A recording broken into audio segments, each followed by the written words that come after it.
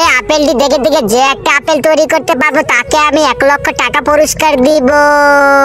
আরে বাপরে, এটা তো শুধু আমিই পারবো। আরে এই আপেলটা তৈরি করতে তো অনেক ইজি। হ্যাঁ, এটা আমি বানাবো। আরে আমার তো রং শেষ হয়ে গেছে। আমি এখন রাজুর কাছ থেকে রং নেই। আরে তুই আমার কাছ থেকে রং নিতে পারবি না, এই রং শুধু আমিই ব্যবহার করব।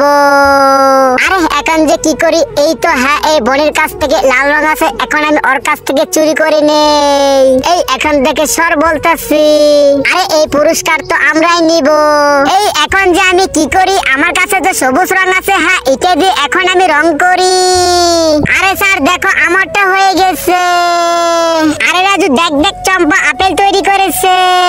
আরে এটা কি বন্টি? তোমারটি তো হয়নি। আরে স্যার দেখেন, আমারটা হয়েছে। আচ্ছা ঠিক আছে, তোমারটা হয়েছে। এই চম্পা এবার তোমারটা দেখাও। এই তোমারটা হয়নি। আরে স্যার ওইদিকে দেখে।